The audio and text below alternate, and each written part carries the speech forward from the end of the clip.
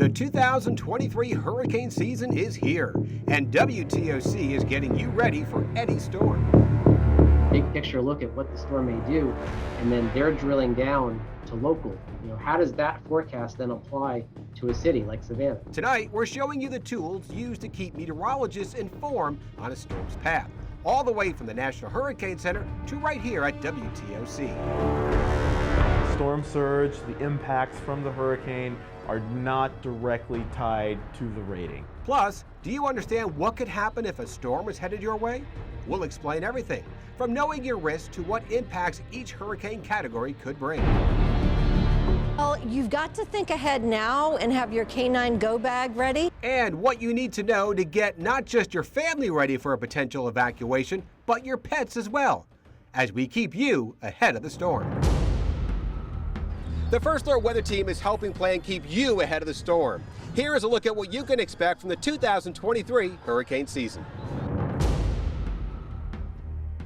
Over the past 3 years, we've been seeing a La Nina impacting the world, and that has a greater impact on the tropical activity, increasing it, and thanks to that La Nina. So what is La Nina? Basically, it's normal trade winds which blow from west to east are increased. So we have stronger trade winds blowing away from coastal areas of Central and South America, moving that warmer water further westward, allowing for a cooler pocket of water to develop off the coast of Central and South America, having a big impact on the Atlantic side of the ocean here. And that means more tropical systems due to weaker vertical wind shear and weaker trade winds. So what do we have over the past 3 years? Normally 14 average storms, 7 hurricanes, 3 major hurricanes, and you can see how active the last 3 seasons was, especially in 2020. This year we're expecting more of an El Nino to be developing, so weaker trade winds in the equatorial Pacific is going to mean warmer waters residing close to the coastal areas of Central and South America, and that usually means less tropical systems in the Atlantic due to strong vertical wind shear and the stronger trade winds. So what is the outlook calling for this year? Slightly near normal pattern expected, according to Colorado State and for NOAA. We have some competing factors out there. We do expect El Nino to develop out there, but we also have on the other side above average Atlantic sea surface temperatures and above average Western African monsoon, those storms coming off the coast of Africa. So there's a 40% chance of a near normal season. Basically, all we need to do is be prepared and make sure you get the updates on the WTOC First Alert Weather app. From right here on the Georgia and South Carolina coastline to thousands of miles across the Atlantic, the First Alert Weather Team has you covered with any system all hurricane season long. But have you ever wondered how we make a forecast? I'll let you know, in coordination with the National Hurricane Center and National Weather Service. Starting with the National Hurricane Center, they have an entire arsenal of equipment to monitor the tropics, including technology thousands of miles above us. We've got the satellites, way up in the sky over Earth, looking back down at Earth. And we get continuous coverage of storms with that satellite data. So it doesn't really matter if they're located over the Gulf of Mexico, off the U.S. East Coast, or way over the Atlantic.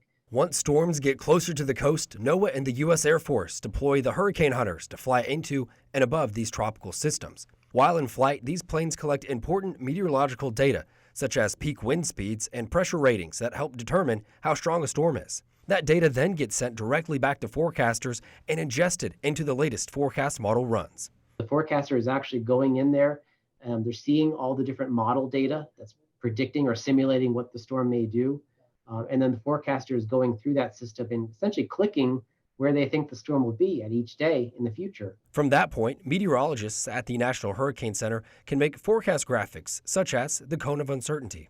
The cone, from our point of view, is meant to be a high-level look of what the storm may end up doing. Really, all it is where might the center of the storm move? And so all the hazards that actually cause damage and even death, that extends beyond the boundaries of the cone. So we really try to get people to understand, don't just look at the cone and make all your decisions off of that. You really need to be looking at other types of forecast information to understand what might happen where you live. For the coastal empire and low country, our tropical alerts are issued by the National Weather Service in Charleston and Jacksonville. Both offices work hand in hand with the National Hurricane Center even before a storm approaches. We have a group call with NHC. We talk about the latest forecast, what everyone's seeing, how we want to do our watch warning approach. What do we want to issue or maybe hold off on? Now, how do we customize that for Georgia, South Carolina? Once an alert is issued, the First Alert Weather Team steps in. That communication serves as the backbone for everything we do. So as the weather enterprise, we not only need a great forecast, that's step one, but we need to then communicate not necessarily just that forecast, but the impacts from that forecast and personalize it to each person. No matter what this hurricane season has in store for us, one thing is for sure. The WTOC First Alert Weather Team will be here before, during, and after the storm. There's 5 different categories of hurricanes. Category 1, 74 mile per hour winds to 95 mile per hour winds. This is when you could lose a few branches, might have a few issues with maybe a window or two, but also during this time throughout the entirety of hurricane season, we are also always watching that storm surge. But then as we keep climbing, you get higher wind speeds. That's category 2, 96 to 110 miles per hour. That's the equivalent of an EF1 tornado that could cause broken windows, significant roof damage, and could be having power poles be toppled over. Plus, for our inland areas, maybe closer to Pooler, could see more 2 to EF3 tornadoes possible embedded within these whenever the storm is working its way overhead. Outside of that, we still have even higher hurricanes. Once you get past Cat 3, you reach major status. That means 111 to 129, and these are the most destructive hurricanes that we basically have on our scales. That you can get up to Cat 4 and even up to Cat 5, which means you get over 157 plus miles per hour. As you can see, nothing left in the area when these come through, but those are rare. As always, we'll be sure to keep you updated throughout the entire season. The beauty of Bluffton continues to draw thousands of new residents yearly. So what does that mean for you and your family during hurricane season? I'll have that story after the break. Hi, I'm Ron Wallace with your weather trivia for our hurricane special. And this question is, what is the greatest cause of death from tropical systems? Is it A, high wind speeds, B, heavy rainfall and flooding, tornadoes, or storm surge? We'll be back with the answer right after this. And the answer to our trivia question is storm surge. Storm surge has accounted for about half the deaths in hurricanes since 1970. Millions of dollars have been invested in something that could wash away when a hurricane hits. The dunes right here on Tybee Island. When a tropical system approaches the Georgia and South Carolina coast, they become our first line of defense. On October 8, 2016, Hurricane Matthew brings a 7 to 10 foot storm surge to the 19th Street area on Tybee Island. The aftermath was devastating to many locals and businesses that were left near 2 to 3 feet underwater in the community. Not to mention, it also left the island with a near $3 million tab for cleanup and rehabilitation. Following this devastation a few years ago, Tybee Island did decide to take extra safety precautions and rebuild many of the sand dunes around the island to further protect it from any future tropical systems. The breadth and length of your beach is your first line of defense, and the dunes are your second line of defense, and they act together. 2020, at that point, the city decided to build some dunes where they don't typically grow and to augment dunes that had been damaged in prior storms, Matthew, Irma, Maria. While they may not look like much, the sand dunes are stabilized with large polypropylene bags filled with beach quality sand so they can take the weight of the water when these tropical systems are approaching. Dunes are sacrificial, right? They are meant to take the storm surge, and which has happened on the south end of the island. So if we had a dramatic storm surge, you might see a dune like this cleaved in half. Okay, perfect. That's what it did. It absorbed that pressure and kept it from going inland. And then we just come back in and just add more sand and repair it. For something designed and created just to be broken, you'd be surprised how much these sand dunes cost. Build the dunes and vegetate the dunes, probably $1 million. Tybee's budget is $16–18 million a year. If you lose a season, that's dramatic. So the dunes might cost you 5 to 10% of what you're trying to save. It seems like a good deal. And the best part about it is, the longer we go without any tropical systems, the stronger these dunes get each day and each year to further protect us in the future. Reporting for WTOC News, I'm Dylan Smith. The beauty and small-town feel of Bluffton has been drawing families into Beaufort County more than any other town across the Palmetto State. Constant education, because you see it just in our town, estimated you're seeing probably 3,500 or more new people. Mayor Lisa Selka is on the front lines of educating our new neighbors about hurricane season. I think they don't come from the coast. They are a little unsure about it, but I think when it comes down to it, if you're on social media and you see, well, I left and I couldn't get back in, or it's nothing, I think everyone wants to tend to believe the easy. Instead of social media, Mayor Selka encourages residents to look at the town's website and look at the map gallery. There you can find flood information and evacuation routes. Those routes are the mandatory evacuation routes. If you plan ahead and leave before that order, you can travel on your own terms.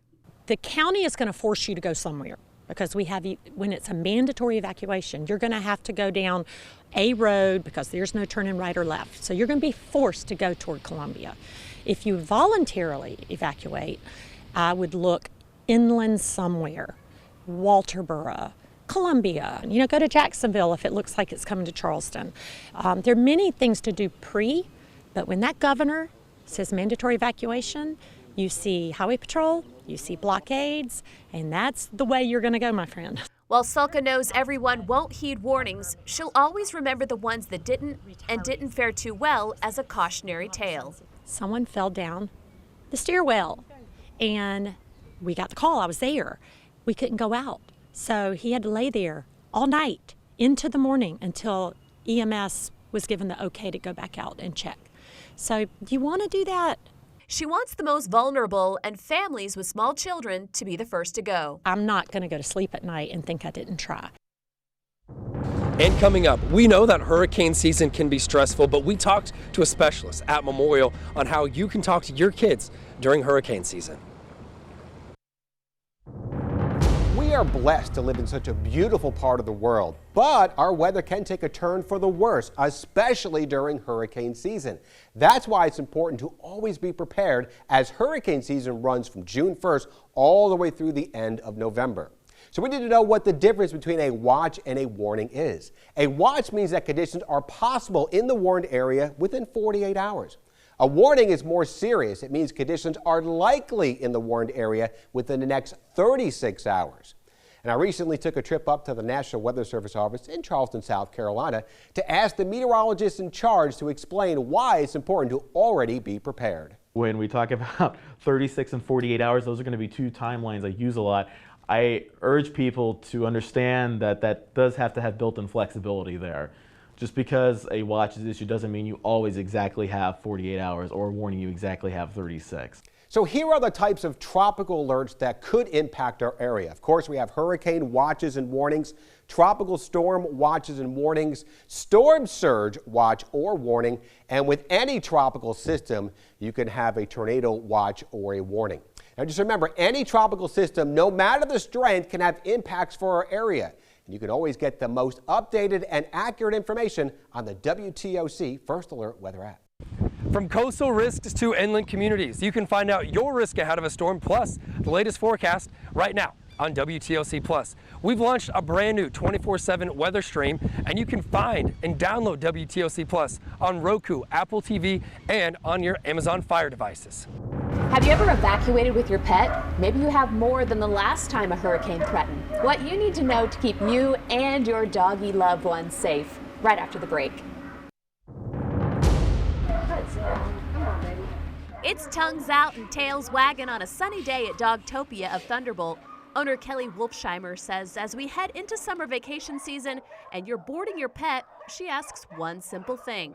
You might be thinking, oh, I've got nothing to worry about. You may take a trip, be gone for a month. It's really important to have a good emergency contact on file, because if we were to close, and the rescues are the same way, they need to evacuate all the dogs. If you cannot evacuate with your pet, Dogtopia will board in some storm situations, but make sure your pet is vaccinated beforehand. And this is what gets most people, is they think their vaccines are up to date, and they're not really. You should have Bordetella, distemper, and rabies. Stress may get the better of you and your pet in evacuation situations. So even though you may have the best fur baby, heightened stress could make them a little different when you travel with them. So why not call your vet for a prescription? My suggestion would be to look for signs of anxiety. That's going to be excessive panting, drooling, pacing, just unusual behavior. If not a prescription, then maybe CBD, but you don't want to accidentally overdose Fluffy or Fido. Human CBD is not the same as what's in the animal treats. It can be really dangerous for a dog. Avoid giving them over the counter if you're not familiar. You know, usually a Benadryl is fine, but avoid giving them anything that you would take. We've also got a helpful hotel travel guide with your pets on the Hurricane Center page. Getting children ready for a storm or a potential evacuation doesn't have to be a stressful task. A little reassurance and a lot of preparation can go a long way. That concrete, hands-on preparation will really help them really identify what needs to be done, and it'll be good for recall when and if we do have to evacuate. Kristen King, the manager of Child Life Team at the Dwayne and Cynthia Willett Children's Hospital of Savannah, says having your child help you pack for an evacuation can help ease their mind. They can pack a bag or something as simple as a pillowcase with things they may need. And then talking to them about how they can prepare and what your plan is. The more involved they are in understanding it, that will at baseline just help their stress level. Talk to your kids ahead of time about fun things you could do together, like playing games during an evacuation or a power outage. Also, recognize their nervousness and talk to them about it. Children always take cues from their parents or guardians, so us remaining calm and really thoughtfully preparing for an emergency. We've had to evacuate more than a couple times over the last couple of years, so it is something that we have to take seriously. Getting into a routine during an evacuation can also help keep your children calm. You should also incorporate things they like to do into that routine to help them relax. Chatham Emergency Management Agency does a lot to prepare all year for any potential storm. We'll show you how they're staying ahead of the storm. My name's Dylan Smith. I'm here with some weather trivia. So let's go ahead and talk about when was the last hurricane to make landfall in Savannah? Was it Floyd in 1999, Matthew, David, or Irma? We're going to tell you all the details right after the break.